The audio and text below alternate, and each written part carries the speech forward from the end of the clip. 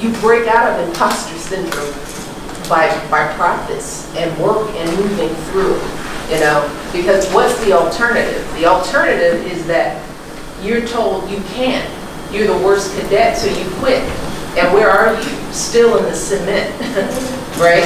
Still stuck in the dirt that you were in, which all of us have family members who get stuck in that dirt because that's all you know. So now your feet are planted there and you can't see anything else because you're stuck. And so you never test yourself. You never know. You just only know what you're told about yourself. But every time you break through and sit at a table, you see more, you learn more about yourself, and you learn more about the system, right? That's how you break out of imposter syndrome. So no, I don't have it now, because I've been at every powerful table there is. I've been on the world stage. I've seen Congress and the Senate. I've sat in the White House. I've met national security advisors, generals, former first ladies, former presidents, all amazing, talented people, but no better, no smarter, no more worthy, no more capable, no more deserving than me. Because that's just what I've seen. So my job now is like, I've been to the mountaintop. And I'm coming back down to tell you all, you're deserving and worthy. I've seen it. So now you can believe me, or you can believe what's in your head, because now it's not about what other people say about you. The biggest challenge of overcoming imposter syndrome is you and your head, and what you repeat to yourself, right? And if you practice being an imposter and telling yourself that you're not worthy, it's not anybody else doing that, it's you doing it to yourself. So we have to start practicing other messages, ingrain other kinds of images of what we can be in our own head, because there will always be somebody.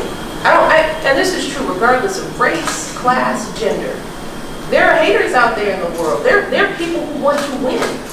And every time you lose and you give up, that's a win for them. So there's always going to be somebody telling you you don't belong, you can't do this. So you got to practice a different set of tools for yourself besides, oh, maybe they're right.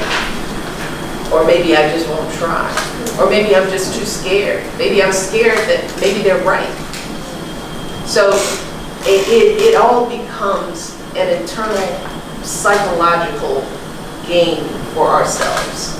It's not about them, it's about us now. And that's where you have to know your story. Because if you're in a place where you're more inclined to believe someone who underestimates you, you have to look back on your story to figure out why. When did that start?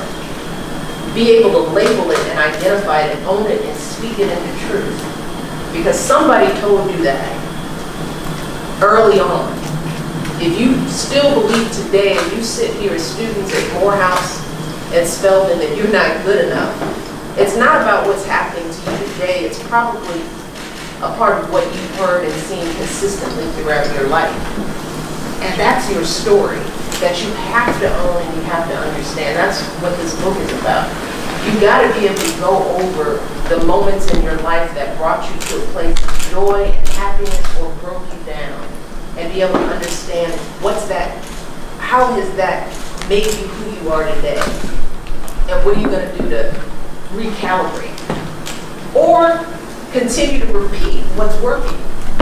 But if we don't confront our past and sort of understand our story and value that journey, however broken or hard it is, you don't become from that if you don't know it.